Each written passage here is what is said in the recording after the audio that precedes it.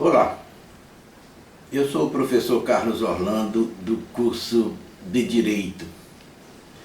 Estamos aqui para desenvolver este trabalho em forma de videoaula em razão da suspensão das aulas presenciais na Unifap, em decorrência às orientações de distanciamento social como forma de evitar o contágio através do coronavírus.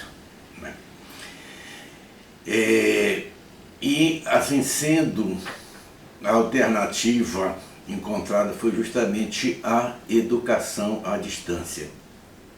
Então, dentro desta modalidade de ensino, nos termos do artigo 80, parágrafo 4º da Lei de Diretrizes e Bases da Educação Nacional,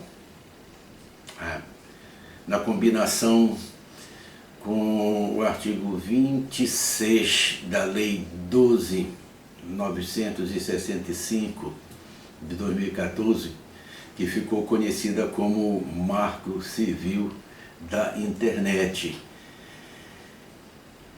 Dentro do conteúdo programático da disciplina Direito Administrativo, hoje falaremos sobre as relações do direito administrativo com outros ramos do direito. Para começar, ressaltamos que o direito administrativo, numa composição sistemática com o ordenamento jurídico nacional, se relaciona com todas as demais áreas do direito, quer seja do direito público, quer seja do direito privado. Entretanto, nós não vamos aqui nos ater a cada uma dessas áreas, por questão didática. Retiramos apenas alguns exemplos desta relação. Assim, a título exemplificativo, vamos falar das relações do direito administrativo com o direito constitucional, com o direito tributário, com o direito financeiro, com o direito processual, com o direito penal, com o direito do trabalho e com o direito civil. Em primeiro, falaremos sobre as relações do direito administrativo com o direito constitucional. E nós começamos assim. Tanto o direito administrativo quanto o direito constitucional integram uma vertente comum, que é o direito público. Como seja, cuidam de uma mesma instituição que é o Estado. Conforme vocês já devem ter estudado nos pré-requisitos da disciplina Direito Constitucional, a nossa Carta Política estabelece uma normatização básica, como seja, dispõe sobre a essência, seja de pressupostos, de estruturas de poder, de regramentos sobre como proceder, dentre outros. Interessante a contribuição do jurista Eli Lopes Meireles em sua obra, quando ele assim contribui. Eli Lopes Meireles, olha o que é que ele diz. O direito constitucional faz a anatomia do Estado, cuidando de suas formas, de sua estrutura, de sua substância no aspecto estático, enquanto o direito administrativo estuda-o na sua movimentação, na sua dinâmica. Interessante contribuição de Eli Lopes Meireles, o saudoso Eli Lopes Meireles, grande publicista. Então, assim sendo, nos dizeres do saudoso mestre, enquanto o direito constitucional estuda aquilo que é básico, o direito administrativo cuida do regulamento. Aí se inserem as leis que regulam os preceitos da Constituição Federal. Aí está o direito administrativo dispondo em pormenores as regras sobre os interesses da administração pública, a exemplo do regime jurídico do servidor, relações jurídicas com terceiros, prestação do serviço público, bens públicos, licitações e contratos, dentre outros. A título de exemplo desta relação do direito administrativo com o direito constitucional, nós vamos apanhar um preceito do ordenamento básico, como seja o artigo 37 da Constituição Federal, que assim expressa: a administração pública direta e indireta de qualquer dos poderes da União, dos Estados, do Distrito Federal e dos municípios obedecerá aos princípios da legalidade, impessoalidade, moralidade, publicidade e eficiência, e também ao seguinte: este preceito da Constituição vem acompanhado de vários incisos, alíneas e parágrafos.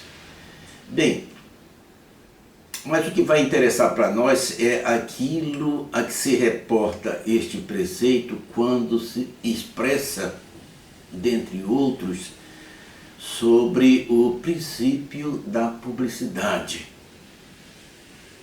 Vamos pegar o constitucional princípio da publicidade para fazer um cotejamento com uma norma do direito administrativo.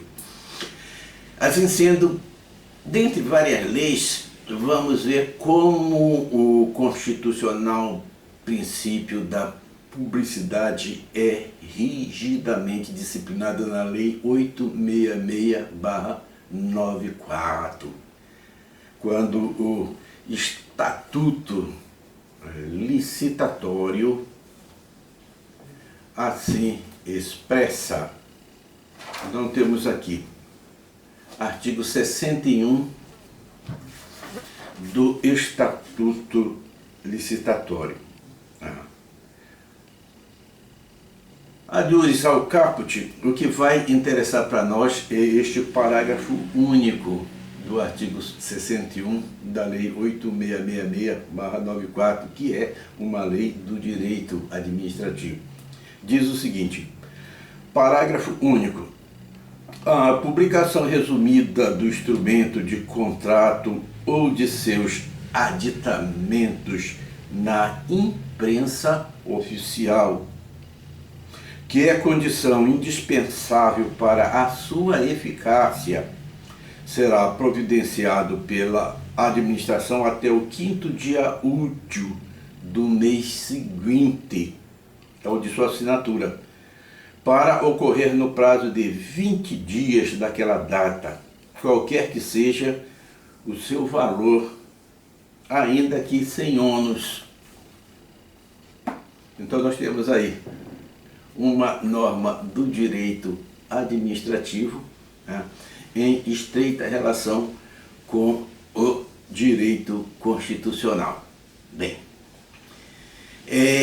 então, com este exemplo, nós entendemos que ficou clara a relação do direito administrativo com o direito constitucional. A seguir falaremos sobre a relação do direito administrativo com o direito tributário e financeiro.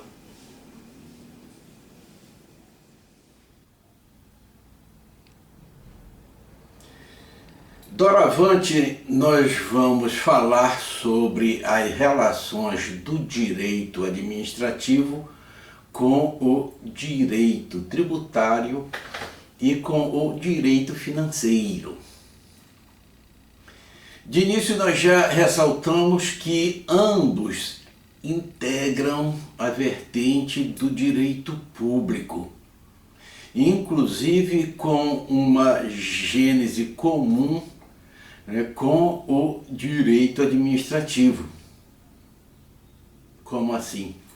Em outros tempos, tanto a tributação quanto a finança eram estudadas dentro do direito administrativo, como se já foram partes do direito administrativo. Atentem para esta interessante peculiaridade. Com a evolução do direito administrativo, como área do conhecimento, aliás, com essa evolução de uma forma geral do conhecimento jurídico, tanto o direito tributário quanto o direito financeiro se desgarraram do direito administrativo e se tornaram áreas de conhecimento jurídico autônomas. O direito administrativo tem estreita relação com o direito tributário. Então vamos falar primeiro da relação do direito administrativo com o direito tributário. Então, a exemplo daquilo que diz respeito à própria estrutura e organização dos órgãos de arrecadação tributária e naquilo que diz respeito à competência de cada unidade administrativa. Vejam só, aquelas unidades que funcionam dentro das repartições dos órgãos de arrecadação tributária, essas unidades elas obedecem uma ordem administrativa. E ainda, além dessas unidades administrativas, quanto, de outro lado, aos agentes públicos que compõem esta estrutura organizacional. O agente público a que eu estou me referindo é justamente o agente fiscal. Então, nessa relação deles com a administração pública, a gestão de pessoal, existem, vamos dizer, elementos do direito administrativo que têm que ser observados, tais como investidura, atribuições, poderes, que mais, responsabilidade. Então, esta interação com o direito tributário é tão presente que, em outras situações, o próprio Código Tributário Nacional traz em seu bojo algumas normas que são essencialmente administrativas. Portanto, existem normas que, embora com afinidade à arrecadação de tributos, entretanto, a sua efetivação ocorre pela via administrativa. Quer ver um exemplo? Uma vez ocorrido o fato gerador que cria, de um lado, uma obrigação da pessoa, do contribuinte, de pagar determinado imposto, de outro lado, também gera um crédito em favor da fazenda pública, né? Em efetuar a cobrança, que principia através de um ato denominado de lançamento, né, que nos termos do Código Tributário Nacional é um ato administrativo. Então vamos à leitura do Código Tributário Nacional. Nós estamos falando do ato administrativo do lançamento. Diz o Código Tributário Nacional, artigo 142, compete privativamente à autoridade administrativa constituir o crédito tributário pelo lançamento. Assim entendido o procedimento administrativo tendente a verificar a ocorrência do fato gerador da obrigação, é correspondente determinar a matéria tributária, calcular o montante do tributo devido, identificar o sujeito passivo e, em sendo o caso, propor a aplicação da penalidade cabível. Então, como dito, existem normas que, mesmo dentro da legislação tributária, são normas administrativas. Prosseguindo, quanto à relação do direito administrativo, né, com o direito financeiro,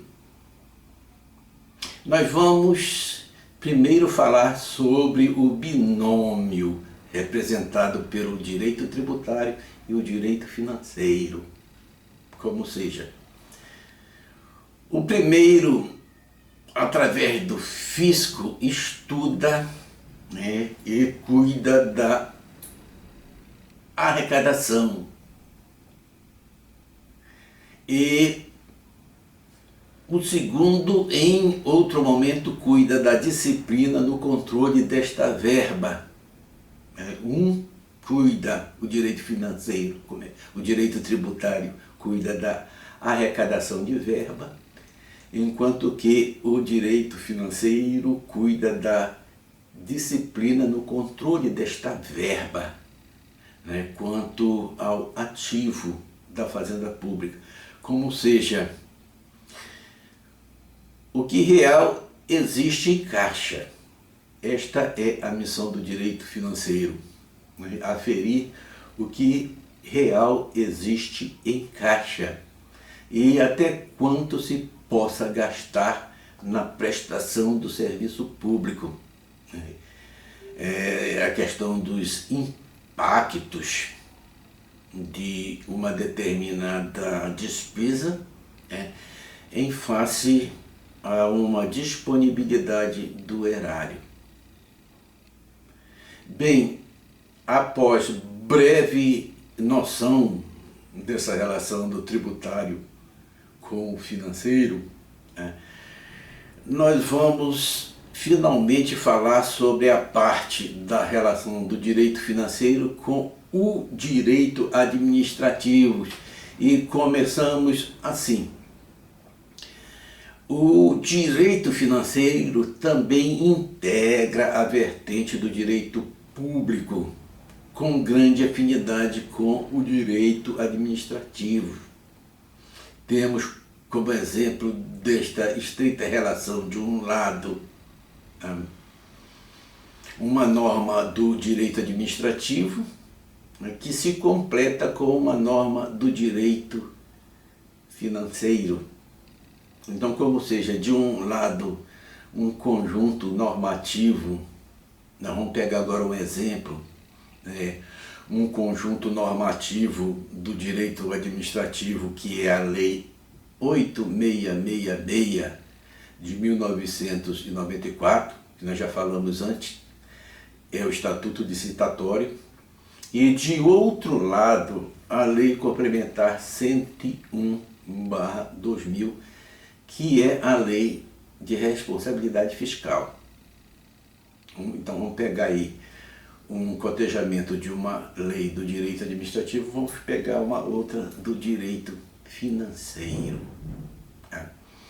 Então, vamos começar pelo Estatuto Licitatório. Vamos ler aqui a Lei 8666/94. Então, pelo direito administrativo. O que é que diz a lei? Artigo 7º. As licitações para execução de obras e para a prestação de serviços obedecerão ao disposto neste artigo e, em particularidade, a seguinte sequência. Aí vem inciso 1º, 2º, 3º, parágrafo 1º. Aí o que vai interessar para nós aqui é o parágrafo 2º do artigo 7º do Estatuto Licitatório. Então, parágrafo 2º, as obras e serviços somente poderão ser licitados quando, aí 2 pontos, aí vem inciso 1º, inciso 2º, aí vamos ao inciso 3º, que é o que nos interessa. Inciso 3º diz o seguinte: houver previsão de recursos orçamentários que assegurem o pagamento das obrigações decorrentes de obras ou serviços a serem executados no exercício financeiro em curso, de acordo com o respectivo cronograma. O Estatuto Licitatório assim expressa.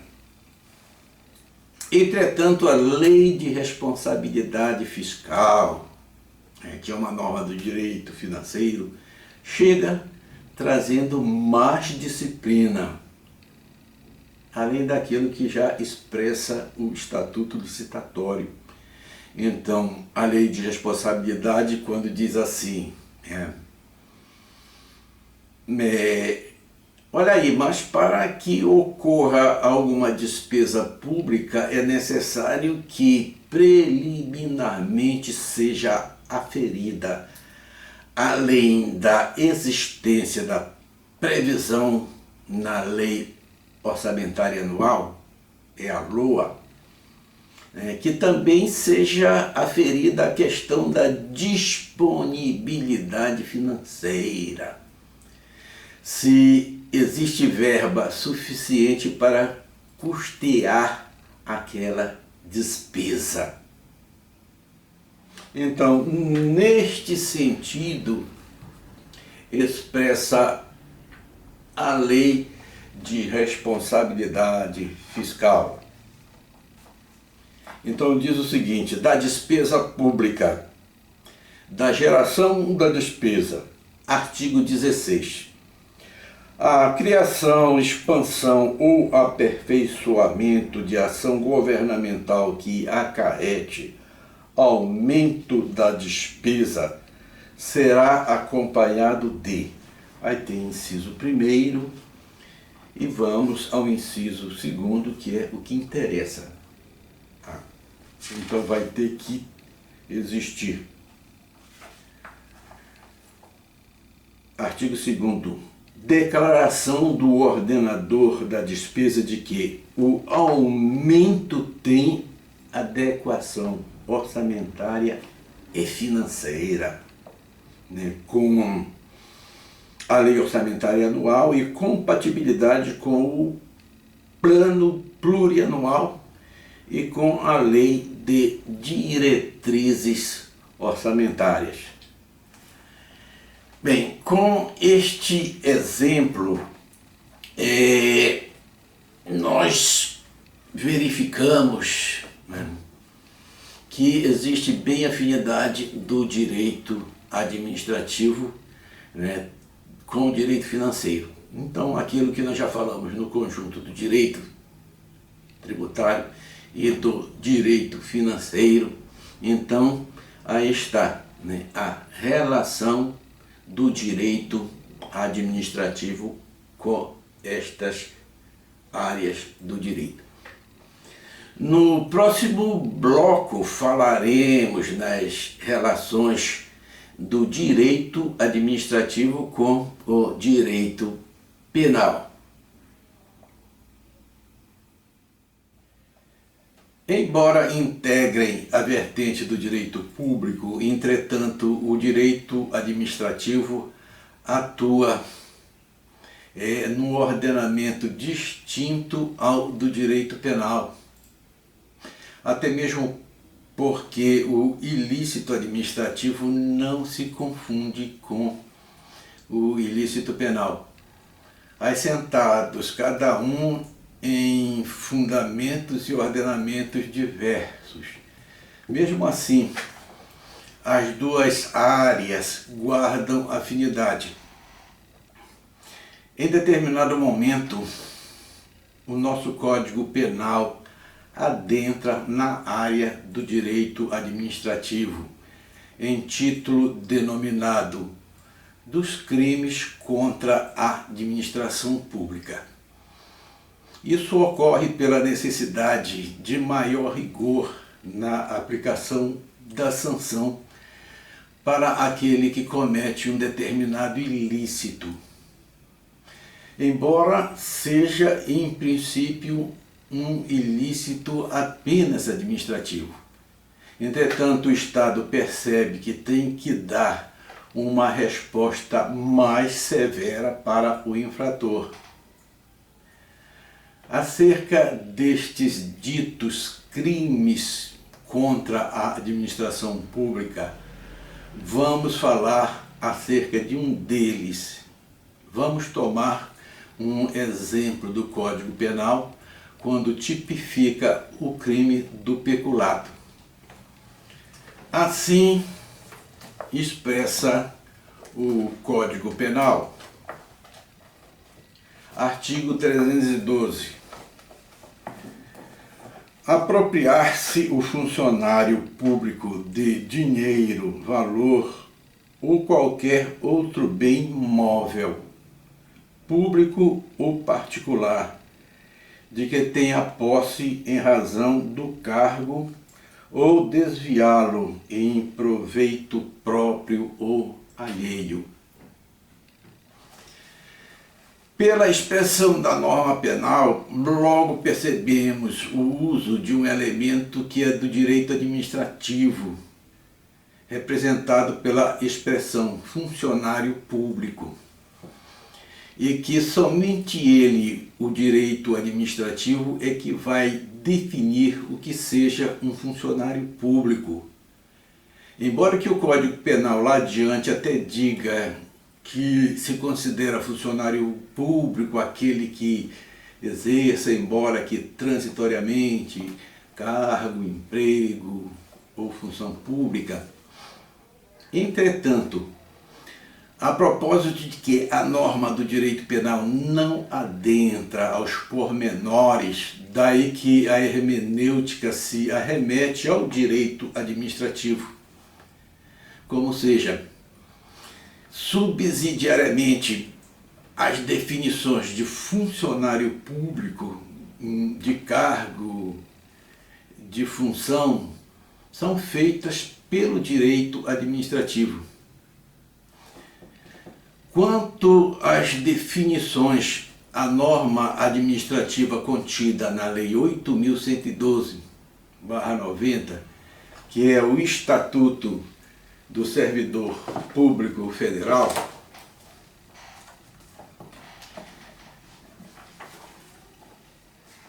assim expressa definição de cargo público, artigo 3º.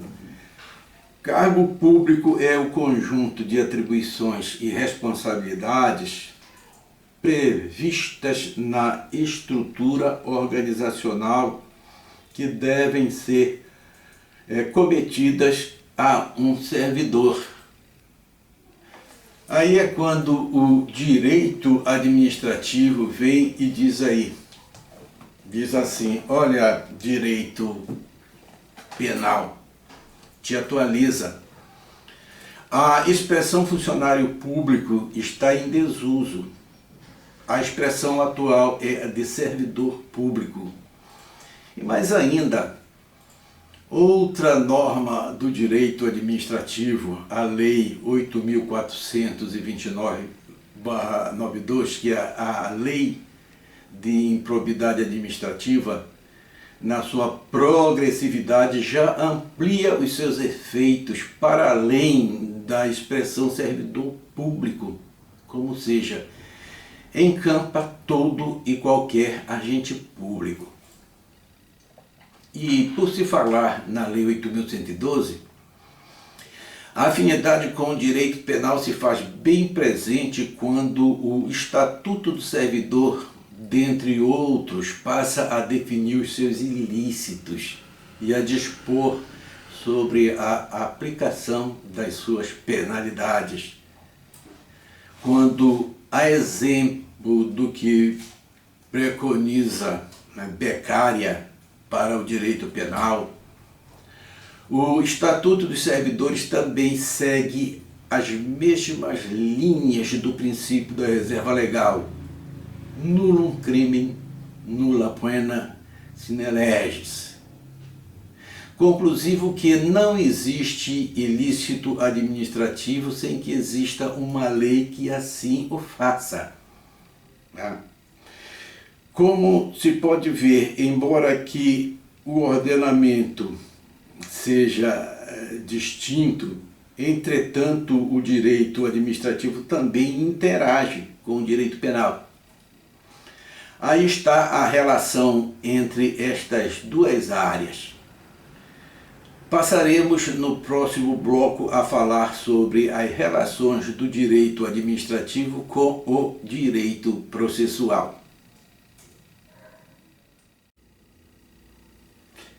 Doravante, passaremos a falar sobre relações do direito administrativo com o direito processual. Então, outra área do direito público, o direito processual, seja ele civil ou penal, ele também guarda bastante afinidade com o direito administrativo. Existe uma coisa bem interessante no estudo desta particularidade entre estas duas áreas. É que o direito processual se firmou como área do conhecimento em época bem anterior à afirmação do direito administrativo. Historicamente, na Roma Antiga já discutiam os jurisconsultos sobre institutos próprios do direito processual e que chegaram até nós a exemplo de jurisdição, competência, prazos, recursos, dentre outros, deixando-os como herança para a posteridade. Assim sendo, na sua trajetória de afirmação, o direito administrativo assimilou muita coisa do direito processual. Odiernamente é comum os estatutos de servidores fazerem uso de institutos processuais que ganharam ressonância dentro do direito administrativo. A exemplo daquilo que expressam pertinente ao inquisitório administrativo, tomando-se como exemplo, de um lado, os constitucionais princípios processuais do contraditório, do devido processo legal e da ampla defesa. E de outro lado, aqueles que perpassaram através dos códigos processuais, a exemplo da autuação, do indiciamento, da revelia, da prescrição, do duplo grau de jurisdição, dentre outros, que estão contemplados no Estatuto dos Servidores. Outro ponto interessante diz respeito à situação em que o direito processual traz para dentro dos seus códigos normas que são de natureza administrativa. Dentro de uma lei processual, mas ainda assim são normas de natureza administrativa, onde nós destacamos o próprio poder de polícia do juiz na condução de um processo, inclusive, né, com a aplicação da multa para aqueles que agirem de forma atentatória, né, ao exercício da jurisdição. É uma multa administrativa que reverte em favor da fazenda pública. Em face a tudo isso que colocamos, percebe-se bem a relação do direito administrativo com o direito processual. A seguir falaremos sobre as relações do direito administrativo com o direito do trabalho. A legislação de pessoal civil da União Federal, quando disciplina o exercício do cargo público, segue em muito o modelo da relação de trabalho de natureza privada e, assim, é comum nos estatutos de servidores públicos existirem direitos que tiveram sua gênese nas relações privatistas do direito do trabalho. Estamos falando das relações do direito administrativo com o direito do trabalho.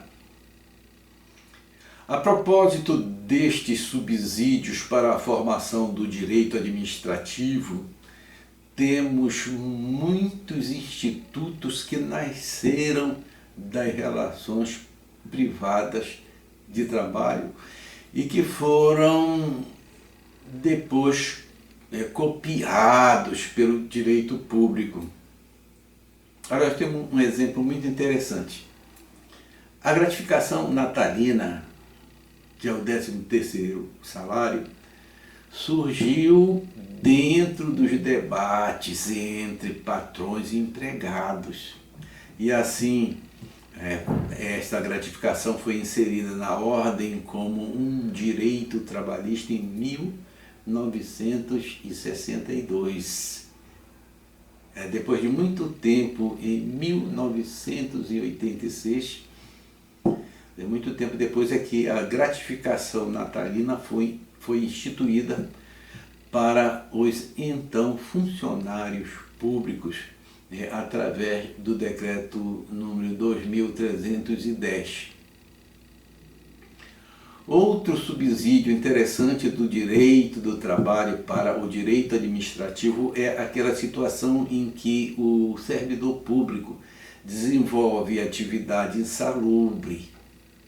Entretanto, os estatutos de servidores não adentram a descrição do que seja uma atividade insalubre. Aí é quando o direito administrativo vai buscar subsídios no direito do trabalho para melhor entendimento do que seja, atividade insalubre. Então, insalubre podemos definir como algo não saudável, que não é bom para a saúde, que pode provocar doenças ao trabalhador, por conta da atividade laboral em determinados ambientes. Olha aí, o gestor público, para definir situação de insalubridade, vai buscar subsídio nas normas, chamadas normas regulamentadoras do Ministério do Trabalho, que são de natureza trabalhista. É o direito do trabalho ofertando subsídios para o direito administrativo.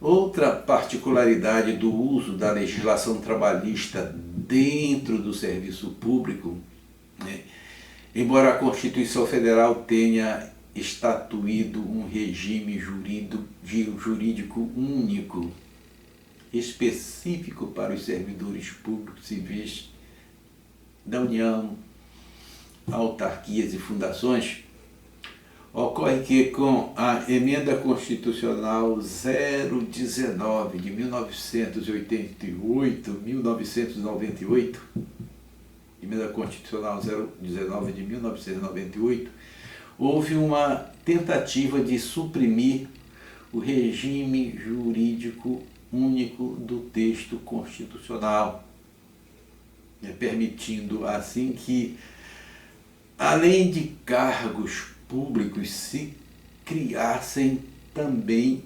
empregos públicos sob o regime da CLT. Ocorre que tal alteração ao artigo 39 da Constituição Federal não prosperou e somente vigorou por pouco mais de 9 anos.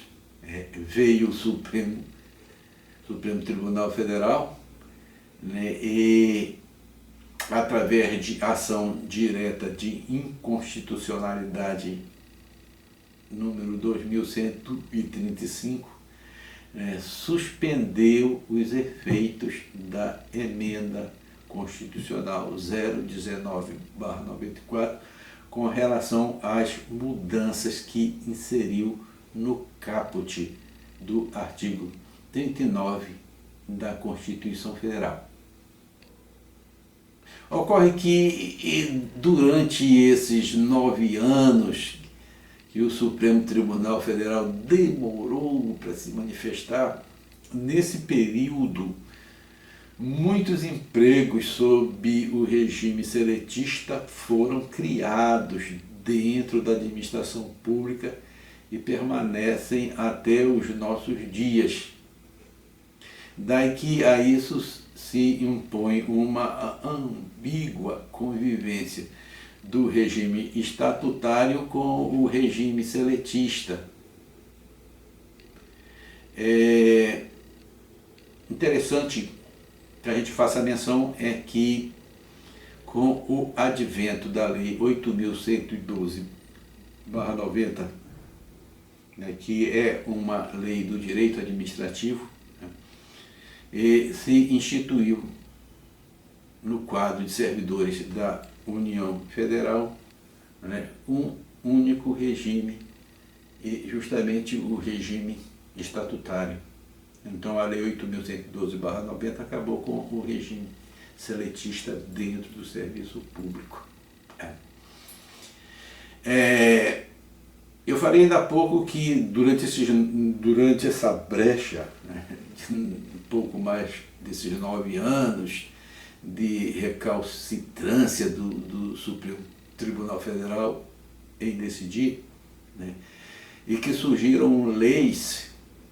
Nós temos, por exemplo, a Lei 9.986 de 2000, que instituiu as autárquicas agências reguladoras, impondo a elas o regime seletista de trabalho.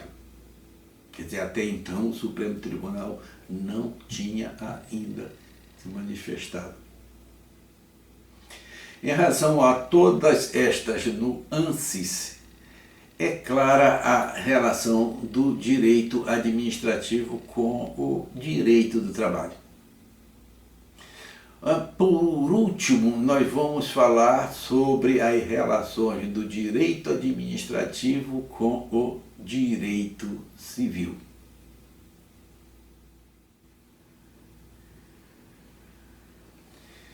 Passando a falar sobre as relações do direito administrativo com o direito civil,